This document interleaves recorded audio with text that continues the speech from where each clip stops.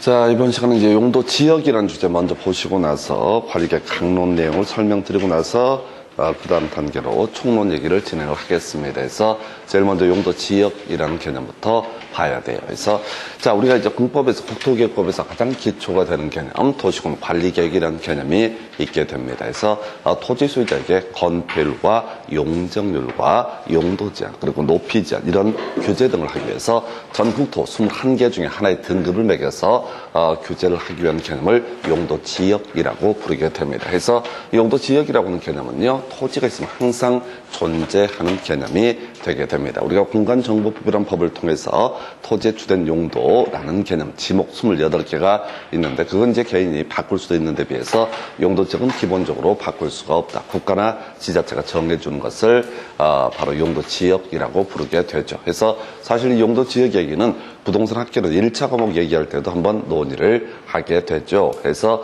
지역지구라고 하는 지역지구제라고 해서 부의 외부 요건을 제거 또는 완화하기 위해서 하는 것이 지역지구제 이런 논의를 하게 되죠. 그래서 일단 용도지역이라고 하는 거 관리계획이라는 개념의 한 틀이 되게 될 것이고요. 이 용도지역 21개 중에 하나의 등급을 매기는 과정은 도시군 관리계획 입안 결정 과정을 통해서 지정을 하게 됩니다. 그래서 21개 중에 하나의 등급이 매겨지게 되면 이에 따라서 발생하는 법적 효과, 자, 건축물과 관련해서 건폐율과 용적률, 용도 제한, 그리고 높이 제한, 이런 규제가 나오게 될 것이고, 용도 지역은 21개 중에 오직 하나만을 지정할 수 있다. 이렇게 얘기를 합니다. 물론, 이런 용도 지역에 따른 규제 변화를 위해서 추가적으로 이 위에다 용도 지구나 구역, 기반 시설, 지구 단계, 이런 것들을 정하는 경우도 있는데, 그건 그때 가서 살펴봐야겠고요.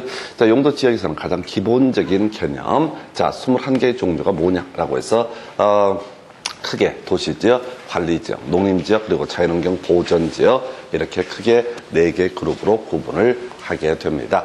자, 그래서 지금 이제 도시지역이라고 해서 인구 산업이요, 그리고 개발 등을 하자는 토지를 가리켜서 도시지역이라고 정의를 하게 됩니다. 자, 그 다음에 이제 이 도시지역에 대응하는 용도지역 중에 하나가 농림지역에서 농림업의 진흥과 산림보전, 개발하지 말자는 토지죠.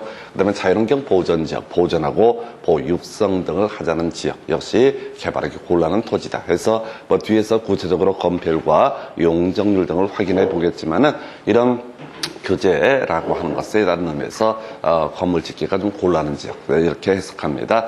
자, 관리지역이라고 하는 거 도시지역이라든가 농림지역 그리고 자연환경 보전지역 이 어느 하나에 속하기 애매한 땅을 뭐라고 한다? 관리지역이라고 부르게 됩니다. 그래서 이름 정도 기억하셔야 돼. 계생보라고 해서 계획관리, 생산관리, 보전관리 이렇게 얘기하죠. 그래서 계획관리지역 바로 도시지역에 준해서 관리가 필요한 지역, 생산관리, 농림지역에 준해서 관리가 필요한 지역, 보전관리라고 하는 것은 자연환경 보전지역에 준해서 관리가 필요한 지역 이렇게 뉘앙스 정도 이름하고 뉘앙스를 갖고 가셔야 돼. 다만 부동산 학개론 파트에서 나왔던 문제 자연환경 보전지역이라고 하는 거 도시지역의 일부로서 보전하고 보육성에서 틀리게 나왔던 적이 있습니다. 그래서 용도지역의 종류는 도시지역, 농림지역, 그리고 자연환경 보전지역, 그리고 나머지 관리지역 등으로 크게 4개 그룹으로 나눠서 볼 수가 있습니다. 자, 한편 이 중에서 중심축이 되는 도시지역이라고 하는 거 무려 16개로 세분이 되게 됩니다. 그래서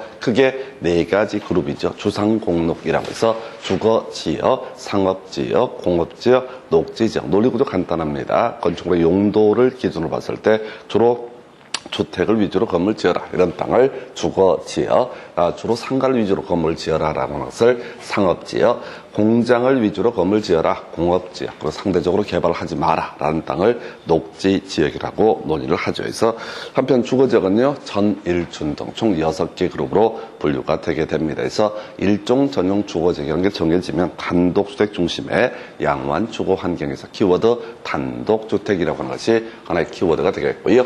이종 전용 주거지역은 공동주택 중심의 양호한 주거 환경의 보호 이런 목적을 위해서 지정을 합니다. 그래서 어떤 토지, 내가 가지고 있는 토지가 1종 전용 주거지역이다 그러면 단독주택 중심으로 건물을 지어라. 2종 전용 주거지역이다, 공동주택 중심으로 건물을 지어라. 이런 의미를 가지고 있어요. 그래서 이거 하나만은 기억해달라고 그래서 1전단 2전공에서 1종 전용 주거지역은 단독주택 중심, 2종 전용 주거지역은 공동주택 중심에서 1전단 2전공이라고 하는 거, 이런 게 하나의 이슈가 되겠고요. 일반 주거지역, 저층, 중층, 중고층에서 층수에 따라서 세 가지로 분류가 됩니다. 해서 이 정도 뉘앙스, 그 다음에 준주거지역은 주거기능 외에 상업 업무 기능의 보완 등을 위해서 필요한 적을 준주거지역에서 나중에 공부를 해 가다 보면은 이 준주거지역은 상업지역과 유사하게 규제가 이루어지게 될 겁니다. 그 정도가 되겠고요. 그 다음에 이제 상업지역이라고 하는 것을 보게 되면 이것도 제목 정도 하는 거죠. 이름 정도. 중심상업, 일반상업, 유통상업, 근린상업에서 우리가 이제 중심상업지역 가장 번화한 지역, 일반상업지역 조금 처지는 지역, 유통상업지역 도매시장이라는 뉘앙스, 그 다음에 근린상업지역은 소매시장이라는 뉘앙스 정도가 필요하죠. 공업지역 전일준으로 대별해 볼 수 있고, 전용 공업지역 주로 중화학공업 이렇게 얘기합니다. 그 다음에 이제 일반 공업지역은 환경을 저해하지 않는 공업에 배치, 준공업지역은 경공업 외에 그 밖에 주거 상업기능의 보완이 필요한 지역, 이걸 우리가 준공업지역이라고 얘기를 하죠. 그 외 녹지지역은요, 이름 외우셔야 돼. 자생보라고 해서 우리 앞에서 관리지역은 개생보 이렇게 같은 데 비해서 녹지지역은 자생보 해서 자연녹지, 제한적 개발, 상산녹지, 개발 유보, 보존녹지, 보존 해서 여기까지 용도적 21가지의 종류를 설명을 드리게 되는데, 일단은 이건 이제 뒤에서 건폐율, 용적률 등을 논함에 있어서 계속 이슈가 되는 그런 주제예요. 그래서 이거는 기초 중에 기초고 용도적의 종류 21개는 숙달을 해 두시는 게 만수무강이 좋습니다. 그래서 자, 하여튼 이렇게 용도적이 도시적 16개 하고요. 관리지역 3개, 그 다음에 농림지역, 자연환경 보전지역에서 총 21개 용도지역이 있다라고 전제가 됐을 때, 자, 이런 용도지역을 지정하는 과정은요, 소위 도시군 관리계획 입안 결정 과정을 통해서 지정을 하게 됩니다. 그래서 자, 이 용도지역 지정하기 위해서 뭐 절차 자체가 중요한 건 아닌데요. 조사하고요, 하나의 안을 만들어서 주민의 의견을 듣는 공고회람, 지방의회 의견 청취 등 거쳐서 입안하고요, 협의심의 거쳐서 결정 고시, 이런 과정을 거쳐서 21개 중에 하나의 등급을 매기게 됩니다. 그럼 이제 용도 지역에 따라서 건폐율과 용적률과 용도 제한 등, 또는 이제 간접적으로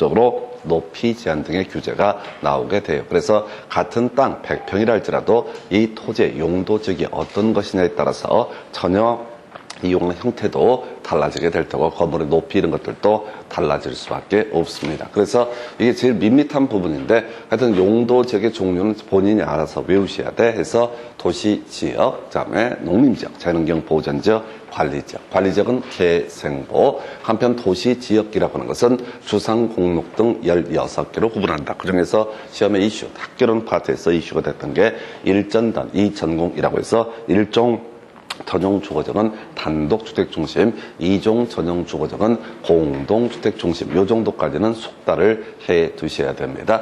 자, 그리고 나서요, 나머지, 자, 계속 용도지역의 뉘앙스, 이름 정도 알아야 되고요. 이 도시지역 16개 중에서 가장 규제가 센 땅은요, 보전 녹지라는 개념이 되게 됩니다. 그리고 앞에서 관리지역 3개 중에서 가장 규제가 센 땅은 보전 관리지역 이렇게 얘기를 해요. 그리고 21개 용도지역 중에서 가장 규제가 센 땅은 자연환경보전지역, 이런 식으로 정의를 하게 됩니다. 그래서 모든 토지에는, 대한민국 토지에는 항상 바로 용도지역이라고 하는 거 21개 중에 하나의 등급이 매겨지게 되고요. 이미 지적한 것처럼 이런 용도지역을 지정할 때는 기본적으로 도시군관리계획 입안 결정 과정이라는 과정을 통해서 용도지역을 지정을 하게 된다. 자, 그런데 이런 용도지역의 지정 등을 함에 있어서 원래는 입안 결정 과정이라는 복잡하다는 과정을 거쳐야 되는데, 이 절차 등을 생략하고 할 수 있는 경우가 몇 가지 경우가 있습니다. 예를 들어서 자, 나와 있는 것 중에 하나가 공유수면, 외울 것 같으면 지정된 것으로 본다. 문장 볼 거 없고요, 이해하실 것도 없고요, 거의 시험에 나올 가능성도 거의 없고요. 해서 공유수면 같으면 지정된 것으로 본다. 이게 이제 10년 정도에 한 번 정도 나오는 그런 지문에 불과하고요. 외울 게 뭐라고요? 공유수면 같으면 지정된 것으로 본다 해서 공유수면이라는 단어가 나오게 되면 같으면 찾아봐야 되고요. 그럼 끄트머리에 지정된 것으로 본다 외우셔야 됩니다. 그래서 공유수면 같으면 지정된 것으로 본다라고 해서 자, 의미 설명드리면 이렇습니다. 토지가 육지가 있겠고요. 바다가 있습니다. 바다를 메꾸게 됩니다. 공유수면을 매립하게 됩니다. 이 공유수면을 매립을 하게 되면 육지가 되죠. 그럼 국가지자체에서는 용도지역 21개 중에 하나를 원칙적으로 입안 결정 과정을 통해서 지정을 해야 됩니다. 자, 그런데 우리 법에서는 자, 혹시 이 매립 목적이라고 하는 것과 이웃하고 있는 토지의 용도지역의 내용이 똑같다 해서 여기가 예를 들어 상업지역이야. 그런데 여기 상업 용도로 바다를 메꿨다. 그러면 이 부분은 그냥 그 지역으로 지정된 것으로 본다 해서 이렇게 예시 안 나와요. 시험에 문제 구성할 때는 공유수면 같으면 지정된 것으로 본다. 이걸로 끝내는 거야. 거의 안 나와요. 공유수면 같으면 뭐야? 지정된 것으로 본다. 이렇게 하나 치고 들어가야겠고요. 자, 그다음에 관리지역. 애매한 땅이었었죠. 도시지역도 아니고 농림지역 그리고 자연환경 보전지역도 아닌 애매한 토지에 농사 열심히 짓자고 자, 농업진흥지역이라는 게 결정되게 되면 그냥 특별히 여기는 농림지역으로 결정 고시된 것으로 본다. 얘는 더 안 나오는 주제. 그래서 관리지역 어디로 갈지 마음을 정하지 못했던 토지에 그게 농사 열심히 짓자고 농업진흥지역이라는 곳으로 묶이게 되면 특별히 여기는 농림지역으로 결정 고시된 것으로 본다. 이렇게 해석을 하게 됩니다. 여기까지 거의 시험에 안 나오고요. 그 다음에 이제 이슈 삼아야 될 게 택지 개발지구 등은 특별히 도시지역으로 결정 고시된 것으로 본다. 듣고 버릴 건데요.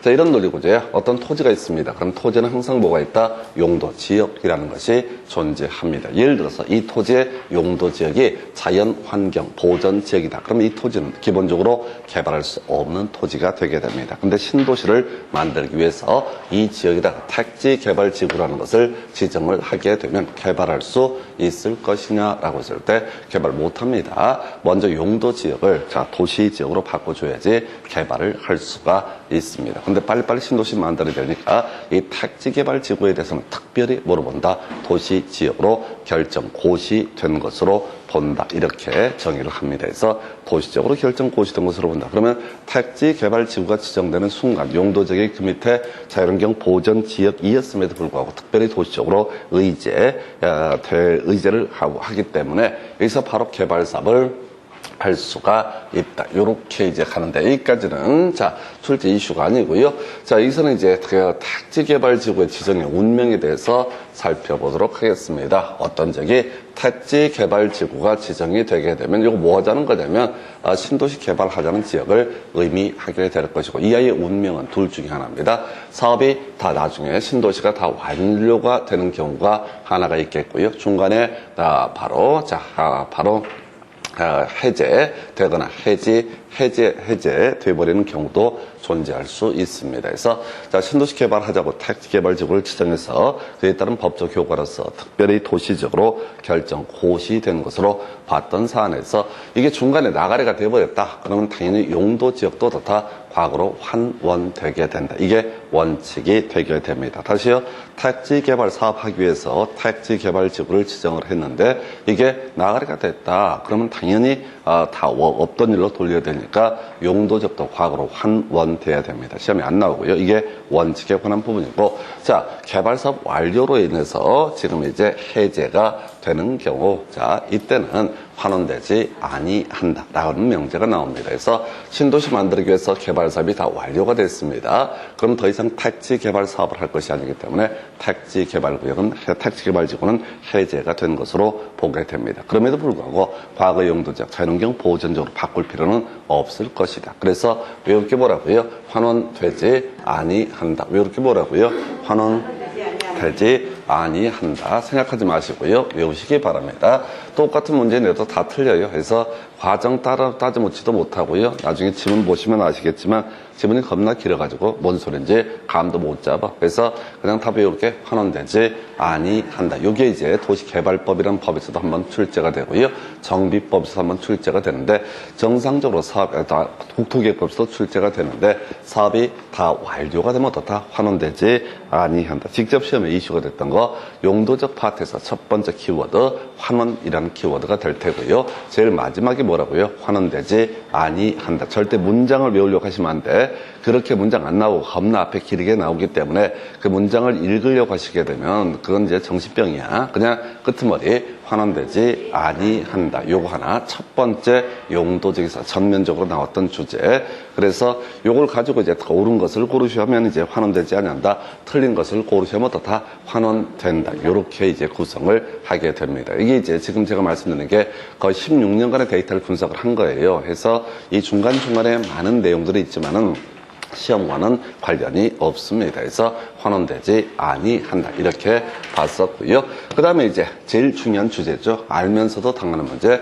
바로 이렇게 용도지역, 원칙적으로 입안 결정 과정을 거치거나 또는 절차상의 특례를 통해서 용도지역이 지정이 된다라고 했을 때, 또 변경된다고 했을 때 이에 따른 법적 효과라고 하는 거, 건폐율, 용적률, 용도 제한이라는 규제가 문제가 되게 된다. 해서 제일 먼저 나오는 것이 건폐율의 최대 한도, 용적률의 최대 한도라는 개념이 나오게 됩니다. 자, 우리 공인중개사법을 가서 공부하다 보면 그런 얘기를 하게 됩니다. 바로 확인설명서라는 내용을 하고요. 확인설명서에 대해서는 개업 공인중개사가 직접 확인한 사항을 설명하는 영역을 기본 확인사항, 그 다음에 이제 매도 의뢰인, 임대 의뢰인에게 고지받거나 문의해서 설명한 사항을 세부 확인사항이라고 부르게 되죠. 그래서 기본 확인사항이라는 게 하나, 둘, 셋, 넷, 다섯, 여섯, 일곱, 여덟 개 항목으로 구성이 되는데, 대상 물건의 표시라고 하는 거, 권리관계, 공법상 이용규제, 거래규제, 그 다음에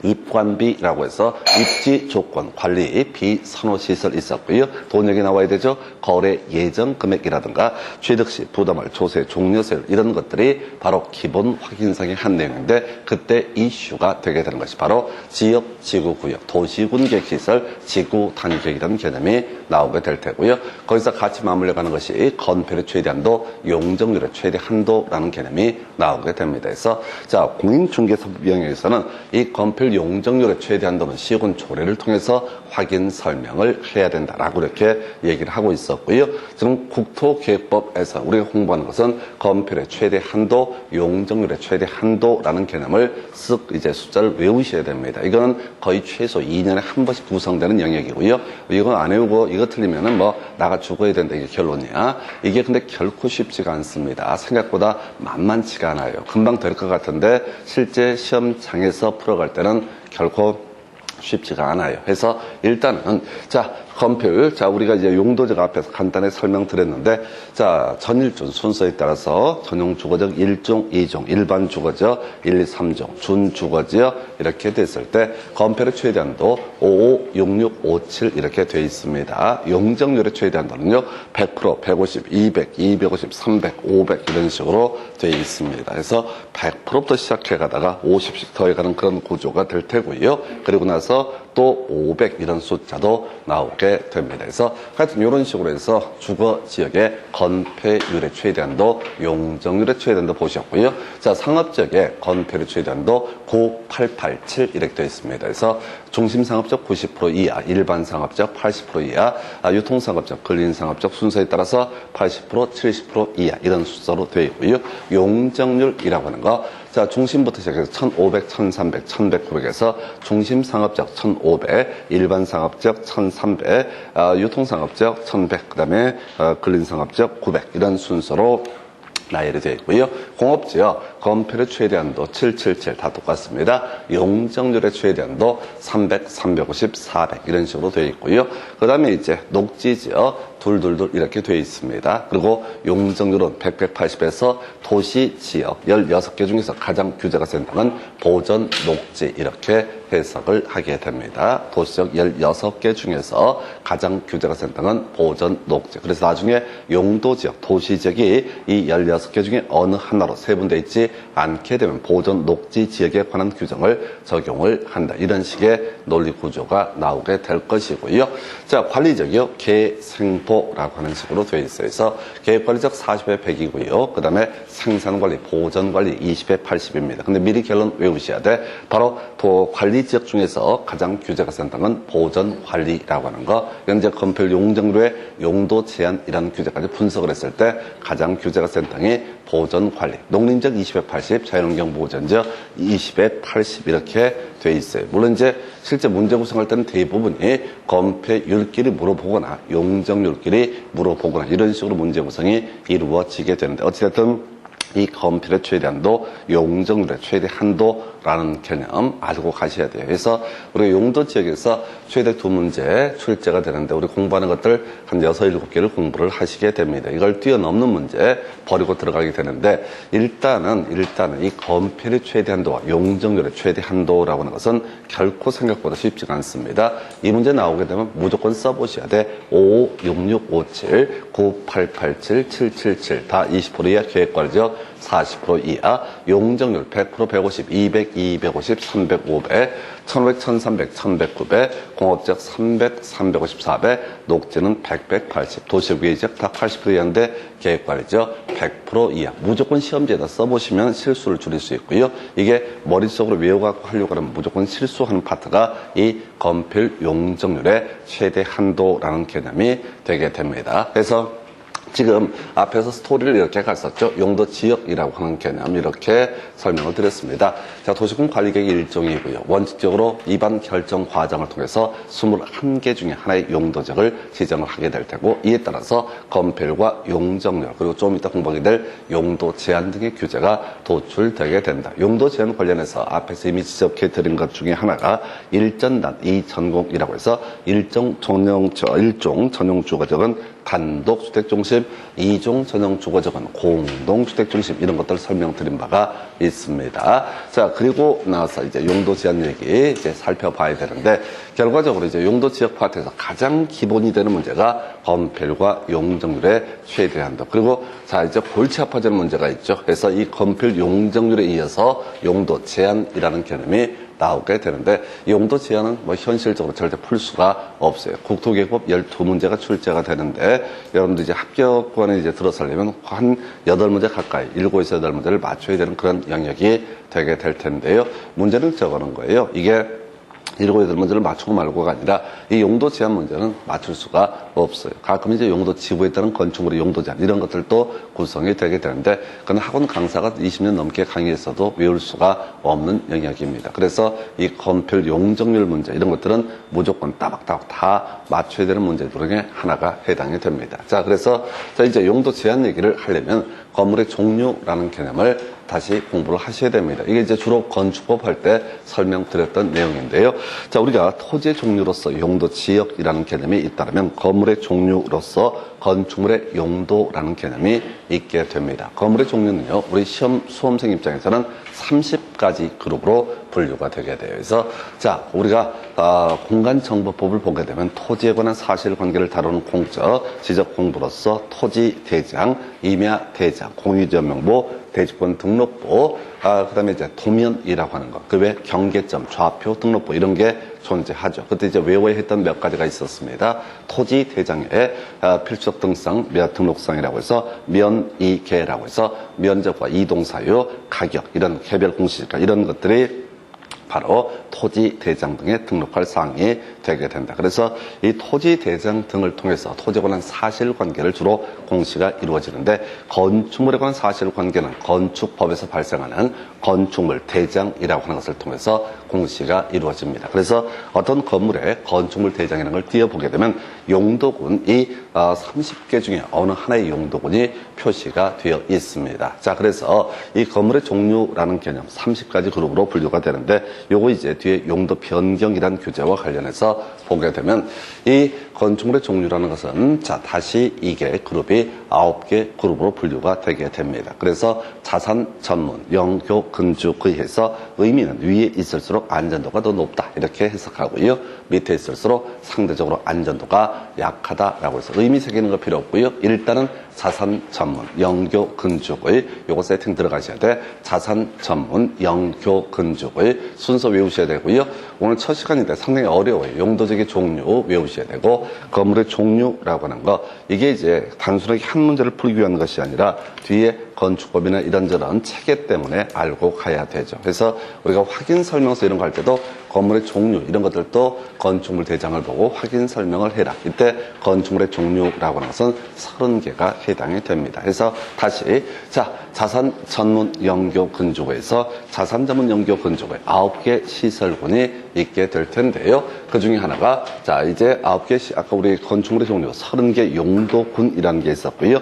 이 30개 용도군은 이 9개 시설군 중에 어느 하나로 분류가 되게 됩니다. 그래서 이 용도군의 이름을 적당히 외우고 있다면 웬만해서는 이제 시설군하고 매칭하는 건 그렇게 어렵진 않아요. 그래서 자동차 관련 시설이라고 해서 어떤 건축물을 주차장, 세차장, 폐차장, 운전학원, 정비학원 등의 용도로 사용하면 그걸 건축물 대장을 띄워봤을 때 자동차 관련 시설이라는 표현을 쓰게 될 테고, 얘는 이름 똑같은 자동차 관련 시설군에 속하게 된다. 두 번째 이슈, 산업 등의 시설군이라는 개념이 있게 됩니다. 그냥 머리 글자 따서 외우는 수밖에 없어요. 운창공, 위, 참여, 장에서 운수, 창고, 공장, 위험물 저장 및 처리 시설, 자원 순환 관련 시설, 묘지 관련 시설, 장내 시설까지 이렇게 7개 운창공, 위, 참여장에서 운수시설은 고속버스 터미널 이런 것들을 보고 그것을 바로 운수시설로 분류를 합니다. 공항, 항만도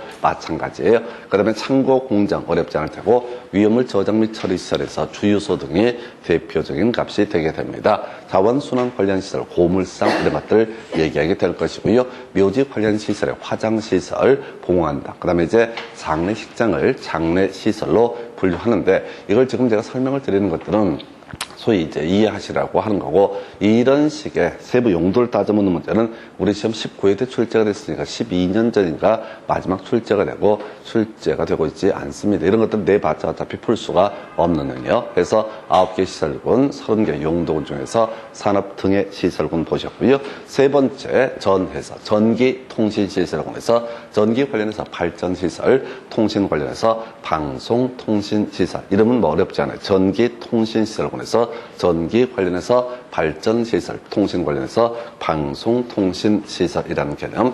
네 번째 시설군요, 문화 및 집회시설군이라는 것이 있게 되겠고요. 이때 문화 및 집회시설 이름 똑같은 거 하나 들어갑니다. 어떤 건축물을 전시장, 공연장, 동식물원 등의 용도로 사용을 하게 되면은 이걸 문화 및 집회시설로 분류를 합니다. 못 외워요. 나중에 교재에 정리되어 있지만 그건 참고용에 불과합니다. 그 다음에 이제 종교시설, 500 이상의 대형 교회, 대형 사찰, 이걸 종교시설로 분류하고요.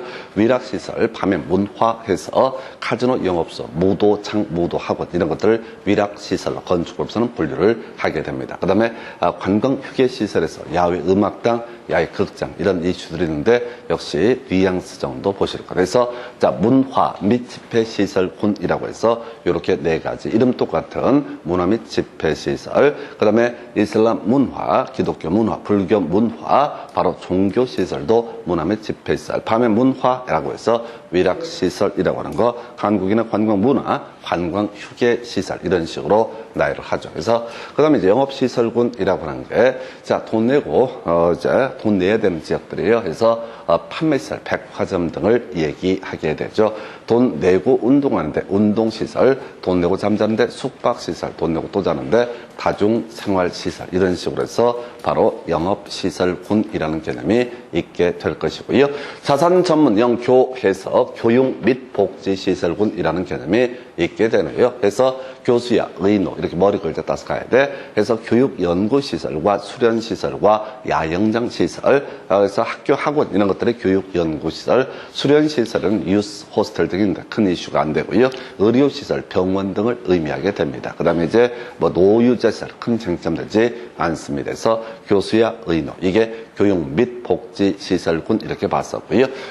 그리고 이제 자산전문 영교 근해서 근린생활시설군이라는 개념이 있게 됩니다. 그래서 1종 근생과 2종 근생이고요. 우리 주변에 있는 대부분의 시설 등 대부분 근생시설, 웬만한 소규모 보습학원이라든가 또는 PC방, 또 공인중개사 사무소, 식당 이런 것들이 대부분이 근생시설로 분류가 되는데 세부 용도까지 외우는 것은 불가능에 가깝습니다. 그래서 자산 전문 영격 근까지 보셨고요. 주거 업무 시설군이라고 하는 거. 자, 이제 용도군 이름이 단독주택, 공동주택, 업무 시설, 그리고 교정 및 군사 시설까지가 주거 업무 시설군. 그래서 나중에 우리 교재도 정리 통해서 봤지만 단독주택의 종류 학계론 할 때 많이 나오죠. 그다음에 나중에 주택법 할 때도 이슈가 되게 될 텐데 단독주택이라는 용도군에는 소위 협의회 단독주택에서 시골 마을의 주택을 생각하시면 됩니다. 시험에 안 나오고요. 다중주택이라고 하는 거, 다가구주택이라고 하는 것도 이슈가 되겠죠. 그래서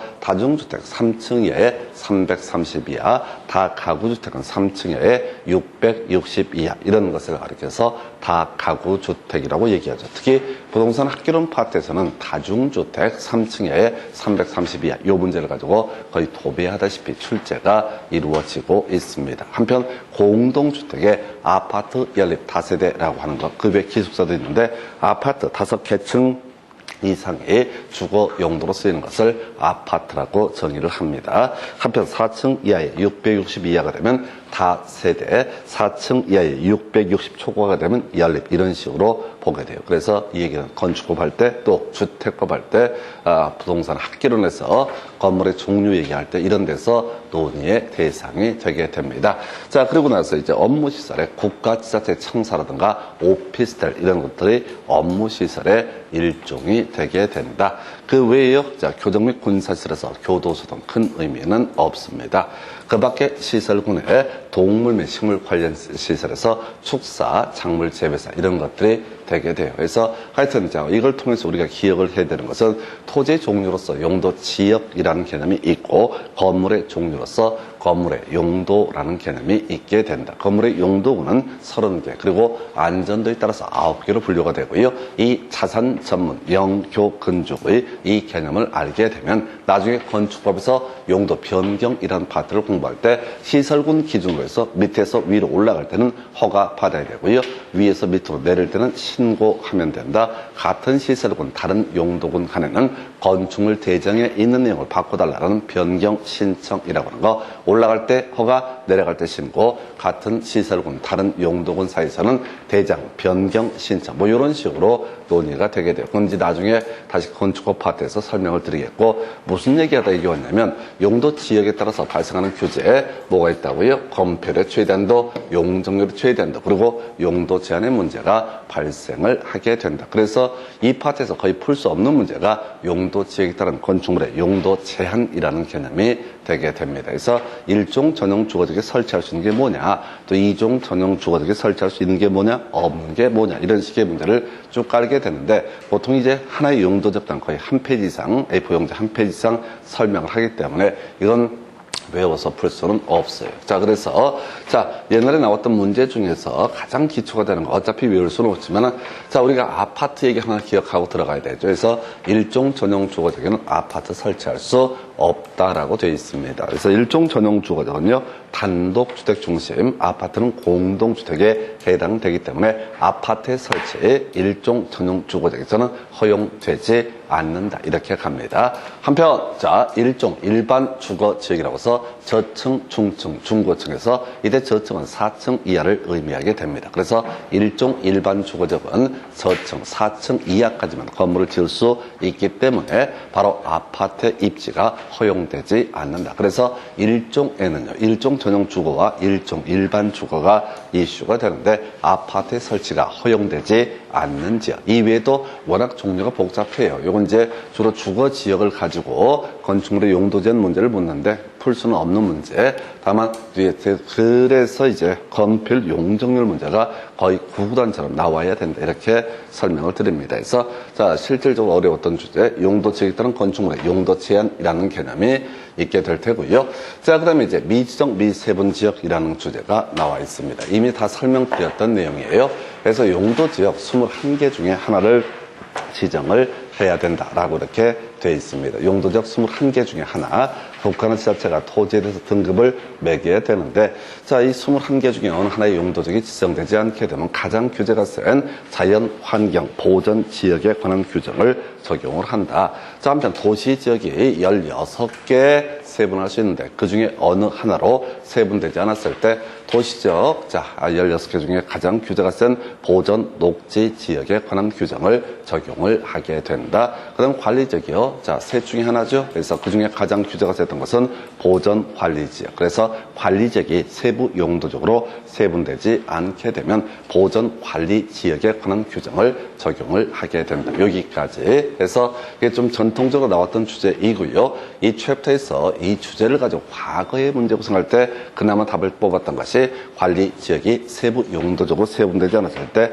보전 관리 지역에 관한 규정을 적용한다. 이런 것들이 한 시대를 풍미했던 문제가 되겠습니다. 그리고 이제 한 문제 더 다른 거 빼버리고요.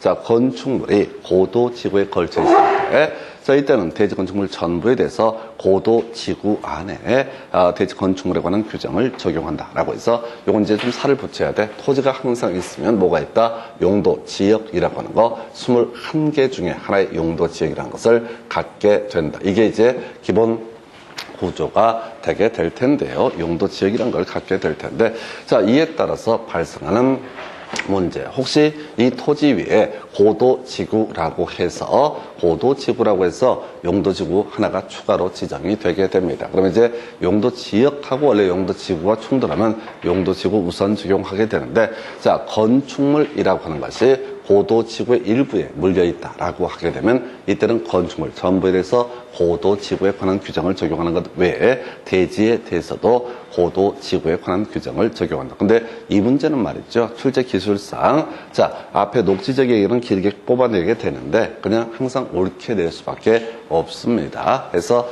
이건 옳은 것을 고르셔야 할 때 지금 7년, 8년 사이에 한번 답을 뽑았던 주제. 그냥 통째로 외우는 거야. 자, 뭐 어떻게 외워야 돼? 적용한다. 자, 고도지구에 대해서 대지 건축물 모두에 관한 규정을 적용한다. 이렇게 가게 됩니다. 그래서 하여튼 이것도 10년에 한 번 나왔던 주제. 그래서 지금 용도지역 파트에서는요, 가장 많은 출제가 이루어지는 게 건필 용적률의 최대한도 거의 매년 한 문제가 구성이 되게 될 것이고, 나머지는 거의 이슈가 안 돼요. 그 중에서 어렵게 나왔던 게 환원되지 아니한다. 이런 주제 출제가 됐었고요. 자, 지금 보신 주제처럼 건축물의 고도지구에 물려있을 때는 대지 건축물 전부에 대해서 고도지구에 관한 규정을 적용을 하게 된다라고 하는 거, 요 정도. 그리고 거의 손댈 수 없는 문제 형태가 용도지역에 따른 건축물의 용도 제한이라는 개념, 이렇게 정리를 합니다. 그래서 자, 하여튼 용도지역은요, 뭐 이 주제에서 단일 주제에서 뭐 문제를 맞추고 말고는 전혀 별개의 문제로 뒤에서 공부하게 될 용도지구, 용도구역 등등등 다른 도시군 관리객과의 관계에서도 항상 토지가 깔려 있으면, 토지가 있으면 거기는 21개 중에 하나의 용도지역을 갖게 된다. 이게 전제가 되셔야 됩니다. 해서 자, 이제 문제 가지고 쟁점들 확인해 드리겠습니다. 자, 이런 문제도 나와서 28회 때 거저준 문제죠. 그래서 도시지역에 해당하지 않는 것은 해서 우리 네? 네, 켜드릴게요. 해서 도시지역에 해당하지 않는 것은 이렇게 되어 있습니다. 그래서 자, 도시지역은 아까 주상, 공록 등 16개로 세분을 하게 된다라고 했었고요. 그래서 답은 이제 1번 계획관리지역, 이렇게 쉬운 문제도 뭐 나온 적이 있습니다. 그래서 용도지역, 도시지역이라고 하는 거 주상, 공록 등 구분했었고요. 주거지역은 전일준 등 6개로 세분이 됐었고요. 상업지역은 중심, 일반, 유통, 근린, 공업지역은 전일준, 그다음에 녹지, 자, 생포 이런 식으로 갔었죠. 그래서 자, 답은 1번이고요. 뭐 간단한 제일 쉬운 문제 형태가 될 테고, 그 다음 주제 가서 볼까요? 자, 국토계획법 용도 지역 등에 관한 설명, 옳은 것을 고르시오라고 해서 하여튼 쉽지가 않아요. 이런 문제가 24회 문제인데요.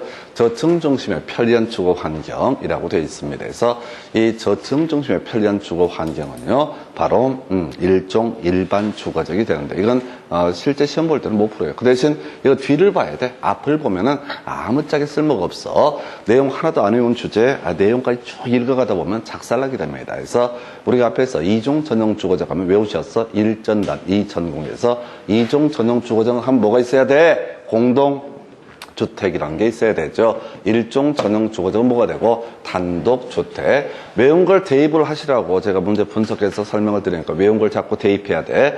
그게 생활이 안 되면 시험 볼 때 아무것도 못해요. 그냥 멍 쪄가지고 문제 하나도 못 풉니다. 그래서 이종 전용 주거적 뭐가 된다? 공동주택. 일종 전용 주거적 뭐가 된다? 단독주택. 아까 외웠잖아요. 1전단, 2전공에서 일종 전용 주거적은 단독주택 중심, 이종 전용 주거적은 공동주택 중심이라고 하는 거 이렇게 설명드렸었고요.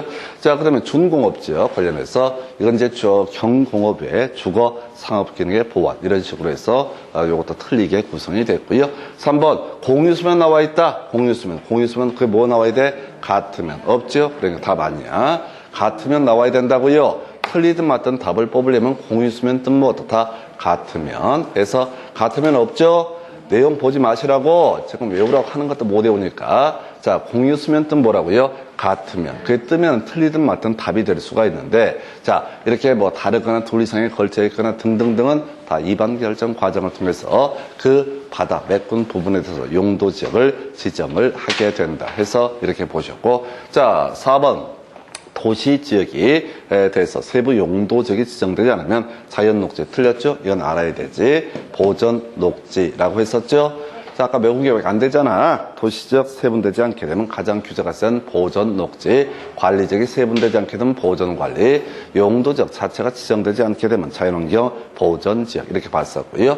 자, 이게 좀 특이한 문제인데, 자, 뒤에 가서 봅시다. 고도 지구에 관한 규정을 적용한다. 나와 있죠? 얘는 옳게만 낼 수밖에 없어요. 그래서 이게 24회 때 한번 구성되고 다시는 안 나오는데, 자, 외울 게 뭐라고요? 고도 지구에 관한 규정을 적용한다. 외울 게 뭐라고요? 고도 지구에 관한 규정을 적용한다. 그래서 아까 자, 용도 지역 위에 요 고도 지구라는 용도 지구가 지정되어 있고 건물이 그 고도 지구에 물려 있을 때, 걸쳐 있을 때는 대지 건축물 전부에 대해서 고도 지구에 관한 규정을 적용을 한다. 그럼 이제 외울 게 이 문제에서는 1번, 2번, 3번 별 쓸데없는 소리고 공유수면 뜨면 뭐가 나와야 돼? 같으면. 이게 기계적으로 암기가 돼 있어야 돼요. 여러분들 법 해석 못 하십니다. 이거를 한 30초, 2초 만에 풀어내야 된다고, 실질적으로는. 그러니까 정신이 멘붕이야. 그래서 얘를 읽어가는 방식으로 도대체 해결을 할 수 없어. 그러면 외운 게 어디 있나? 이종 전용 주거적. 뭐 있어야 돼? 공동주택. 공유수면 뜻 뭐가 나와야 돼? 같으면. 없으니까 다 나가리 되는 거야. 그 다음에 도시지역이 세분되지 않게 되면 보전 녹지. 그리고 좀 특이했던 주제, 뭐 좋아할 거 없어요. 거의 안 나오니까 이 주제 24회 때 나오고, 그리고 정규학 강의할 때, 기본 강의할 때는 빼버린 주제가 이거야 해서 고도 지구에 관한 규정을 적용한다. 절대 여러분 내일을 너무 믿지 마실 것. 이 긴 문장을 절대 외울 수가 없다는 걸, 그걸 외워두실 것. 그래서 외울 게 뭐라고요? 고도 지구에 관한 규정을 적용한다. 이건 틀리게 낼 수가 없어요. 출제 기술상 무조건 옳은 것을 고르셔야 할 때 내는 지문이 되게 됩니다. 그래서 자, 그 답은 이제 5번 뽑았었고요. 그 다음 주제 가서 살펴드리겠습니다. 자, 지금 이제 용도 지역 등 틀린 것을 고르시오 해서 끝머리 가십시다. 의견 청취 절차 생략할 수 있다. 뭐 그런가 보다. 대충 보라고 뒤를 빨리빨리 찾아보셔야 돼. 이게 찾아보는 이유가 뭐냐면 내용을 보는 게 아니라 내가 아는 건가 모르는 건가 이걸 확인해 보는 거야. 2번 지문 끝에 보니까 환원된 것으로 본다. 이런 거 나와 있죠.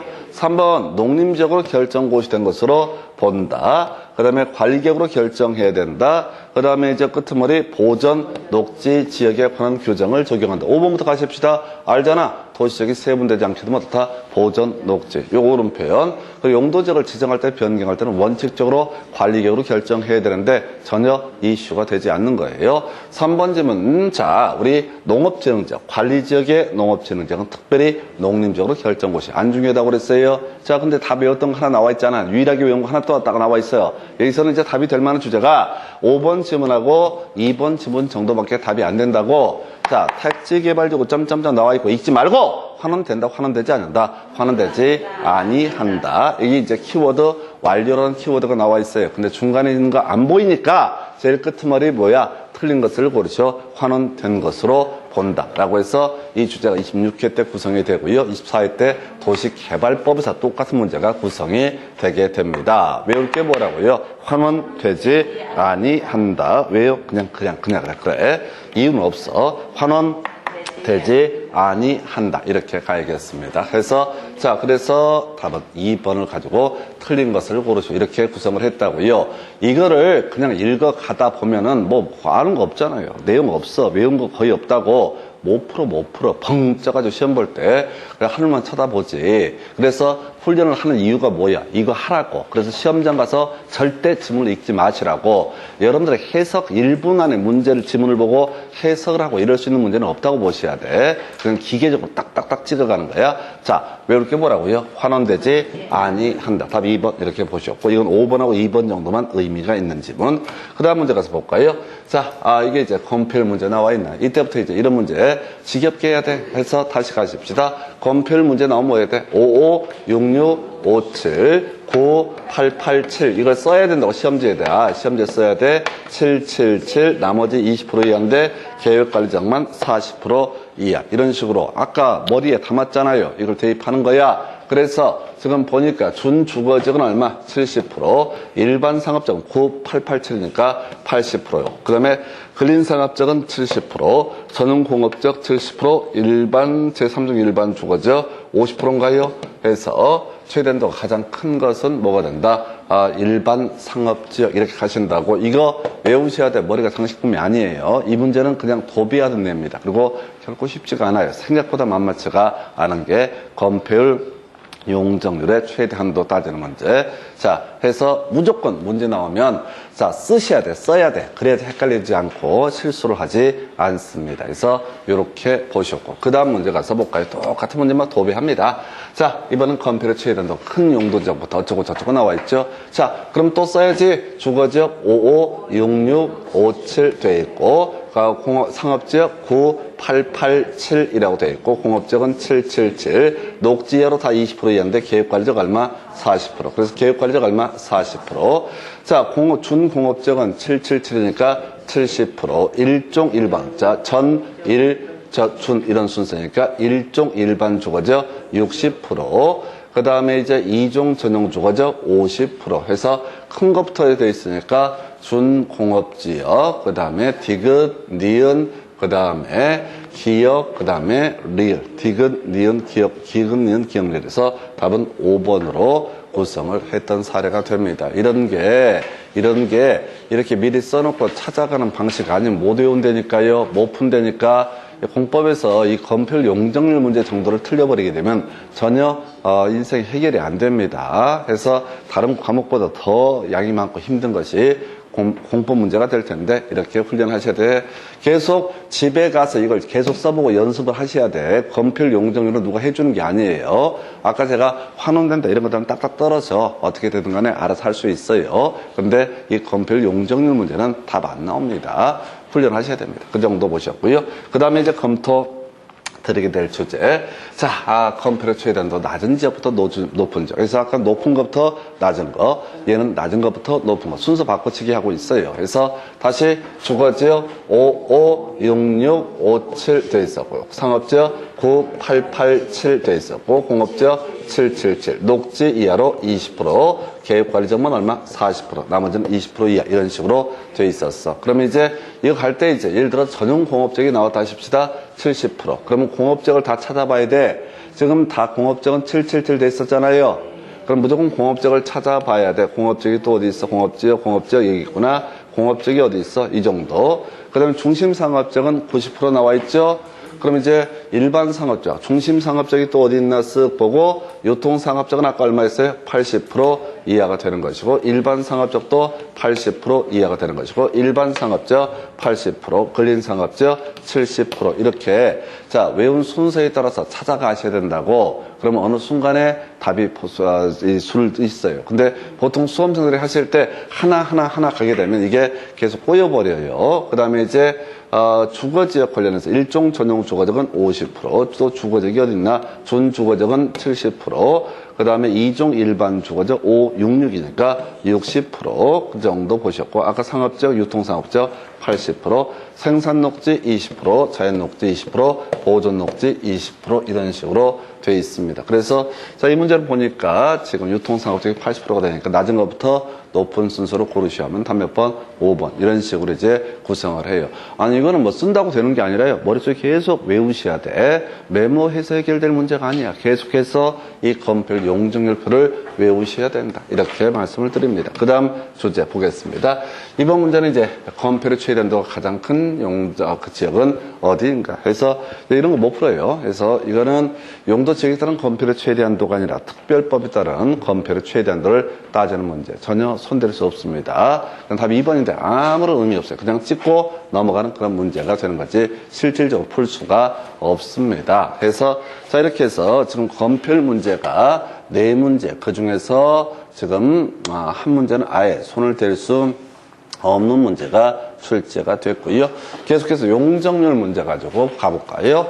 자, 국토기획법상 용적률의 최대한도가 낮은 지역부터 높은 지역 순서로 나열하시오 라고 되어 있습니다. 용적률 주거지역 100%, 150, 200, 250, 300, 500 이렇게 되어 있습니다. 상업지역은요 1500, 1300, 1100, 그 다음에 900 이렇게 되어 있고요. 공업지역은요 300, 350, 400 이렇게 되어 있고, 녹지는 100배, 80 이런 식으로 돼 있었죠. 그래서 일단 준주거지역 여기 있구나. 500% 이하가 되게 될 것이고요. 준공업지역은 얼마야? 보니까 400인가요? 400이 되어 있고, 일반 공업지역은 350이 되게 될 테고, 3종 일반 주거지역은 얼마? 자, 여기 300이죠? 300에 해당된다. 그래서 지금 용적률의 최대한도가 낮은 지역이니까 리을, 디귿, 니은, 기역 이런 순서로 해서 리을, 디귿, 니은, 기역에서 답은 5번으로 구성을 하고 있습니다. 하여튼 이건 본인이 외우셔야 돼. 제가 뭐 다른 걸 하라고 하는 것도 아니고 용도적인 종류해야 되고요. 그 다음에 이 검별 용적률 숫자 최대한도는 본인이 외우셔야 돼. 해서 이거 못 외우면은 시험장 가짜 의미 없습니다. 그래서 힘들어요 이게. 자, 그 다음 문제 용적률 문제가 되나요? 그래서 자, 용도 지역별 용적률의 최대한도가 가장 큰 것을 고르시오. 또 외우겠습니다. 주거지역 100%, 그 다음에 150, 200, 그 다음에 250, 300, 그 다음에 500 이렇게 되는 거고, 상업지역 1500, 1300, 1100이라고 하는 거, 900이라고 하는 거. 자, 공업지역은 300, 350, 400이라고 하는 거. 녹지는 100, 80 이런 식으로 간다고 치고, 일종 전용 주거지역 100%, 3종 일반 주거지역은 어디 볼까요? 요건가요? 300%, 준주거지역 500%, 일반 공업지역 350이 될 테고, 준공업지역 400. 그래서 이 문제 용적률 자, 최대한도가 가장 큰 것은 500%인가요? 해서 답은 3번 이런 식으로 구성을 하게 됩니다. 아니 그러니까 나는 이해가 안 되는 게 맨날 내일은 문제도 못 풀어요. 이건 거의 도배하는 문제 형태입니다. 그리고 사실은 결코 쉽지가 않아요. 설명이 뭐 간단, 저희 외웠으니까 설명을 드리지만 실질적으로는 실수하기 좋은 문제가 용적률 문제가 되겠습니다. 그 다음 문제 가서 살펴볼까요? 자, 국토기획법상 아파트 건축할 수 있는 용도 지역. 자, 이거 이제 여러분들 외우지 않았어. 이제 찍어야 돼. 자, 우리가 아는 거 일종 전용 주거와 일종 일반 주거는 어떻다? 아파트 설치할 수 없다. 일종 전용 주거는 뭐라고 해서 단독주택 중심, 아파트는 공동주택이고요. 그 다음에 일종 일반 주거는 4층 이하가 되게 됩니다. 그래서 5층 이상, 5개층 이상인 아파트는 입지가 안 돼요. 그래서 일단 이런 문제를 갈 때, 자, 볼까요? 계획관리, 일반 공업, 유통상업, 일종 일반 주거, 2종 전용 주거지역. 나와 있잖아요. 뭘 찍어야 돼? 5번 찍어야지. 그래서 아파트는 주택이잖아. 주택이니까 아마도 뭐와 주로 관련돼 있다. 주거 지역과 관련돼 있다. 이렇게 감을 거지. 그리고 아까 설명드렸잖아. 1전단 2전공에서 이중 전용 주거지역은 뭐가 된다? 공동주택 중심이다. 이렇게 말씀을 드렸잖아요. 그러니까 아파트가 공동주택이니까 이중 전용 주거지역은 어떻다? 공동주택을 입지할 수 있다. 이 정도 문제로 풀 수가 있는 거지. 이거를, 아니, 지금 다 앞에 설명드렸던 얘기를 계속 하고 있잖아요. 1전단, 2전공. 그거 외웠으면 다 문제 풀 수 있게 해놨다고요. 그 정도 보셨고. 그 다음에 이제, 나오는 문제가 뭐냐면은, 3종 일반 주거지역 안에서, 자, 건축할 수 있는 건축물을 고르시오서, 자, 이거 찍어 보셔야 돼요. 아무거나 하나 찍어 봐요. 아마 찍는 족족 다 틀릴 거예요. 왜? 시험 문제 자체가 그렇게 낸다고. 3종 일반 주거지역, 자, 중고층 중심의 편리한 주거 환경 조성이라고 돼 있었어요. 그래서 3종 일반 주거지역 안에 건축할 수 있는 건축물, 뭘 보시겠어요? 해서 지금 보니까 답이 뭐예요? 1번은 아니겠지? 아무 생각이 없나? 단란주점. 안 되겠지? 아, 있어야 되나? 멀리 가지 않고 집 앞에서 술 먹을 수 있게?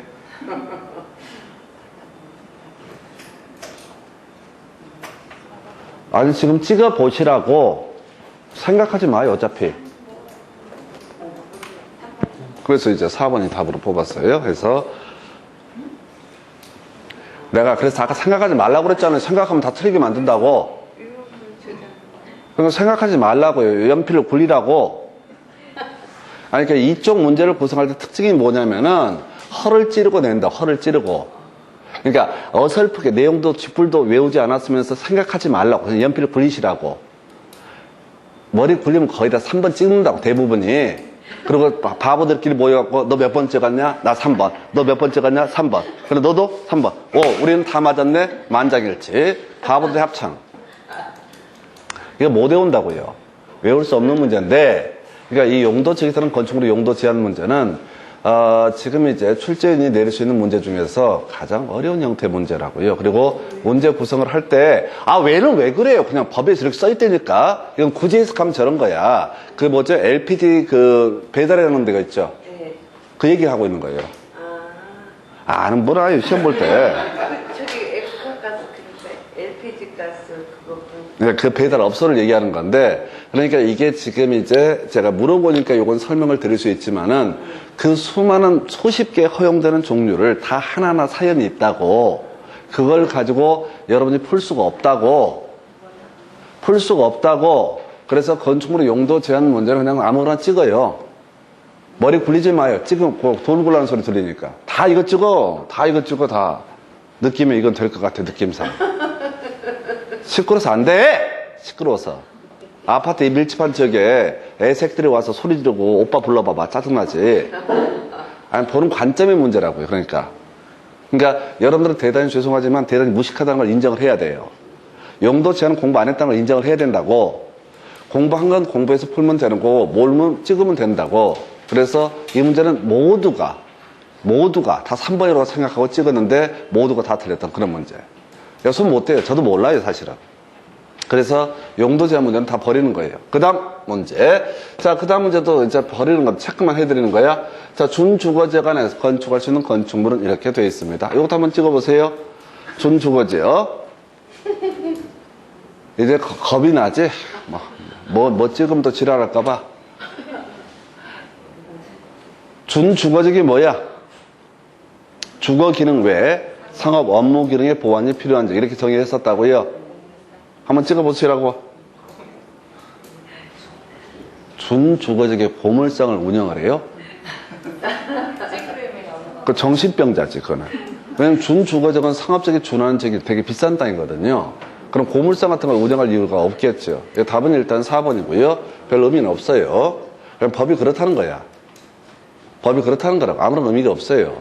제가 답을 찾게드리는데 답을 표시해봤자 아무런 의미가 없다고. 외울 거 아니잖아. 외워봤자 이 문제가 똑같이 안 나온다고. 절대 똑같이 안 나와요.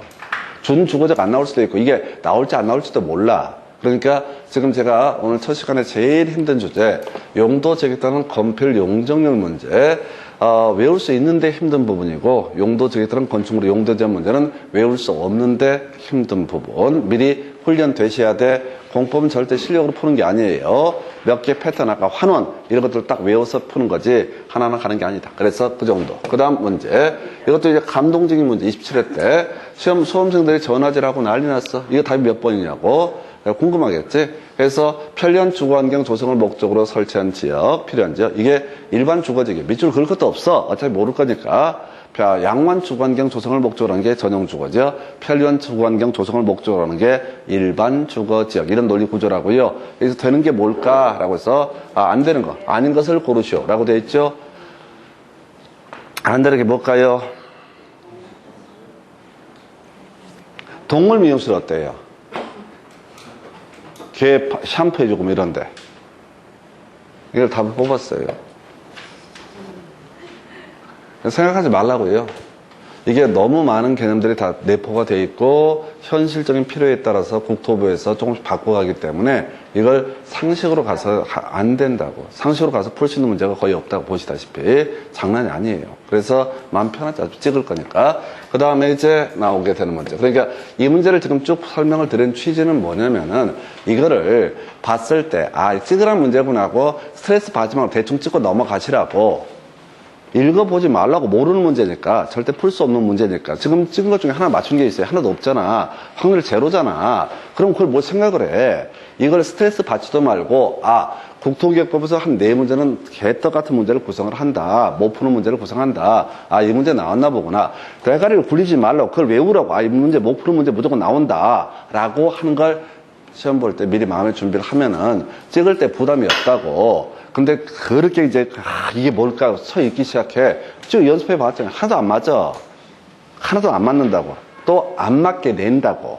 함정을 파서. 그래서 그렇고. 그 다음 문제. 자, 요건 이제 옛날 문제인데 지금 법령 개정 때문에 이걸 대체했어요. 자, 보니까 도시관리 농림 자연환경 보전지역으로 용도가 지정되지 않았을 때 가장 규제가 센 자연환경 보전 지역에 관한 규정을 적용한다. 틀렸죠? 2번 도시지역 끄트머리 보전 녹지 가야 되죠. 관리지역 끄트머리 보전 관리 가야 되죠. 다음 몇 번? 3번. 아주 옛날 문제입니다. 그래서 좀 법령 개정 때문에 옛날 문제를 끌고 들어왔는데 외울 게 이거밖에 없잖아. 용도적이 정해지지 않게 되면 자연환경 보전지역, 도시적이 세분되지 않게 되면 보전녹지, 관리적이 세분되지 않게 되면 다 보전관리. 이렇게 3개만 외우셨습니다. 4번, 5번 다 개소리예요. 이런 것들 전혀 의미 없어요. 자, 공법 보실 때 모르는 내용 읽어보지 마시라고. 시간 낭비고 에너지 낭비고 봐봤자 혼란만 빠집니다. 그래서 전혀 답 고를 때는 아무 지장이 없다. 몇 개 외운 걸 갖고 끝장을 보는 거예요. 자, 그렇게 보시고 그 다음 주제 이제 검토할 게 용도지역인데 잠시 끊었다가 용도지구 구역 묶어서 설명드리겠습니다.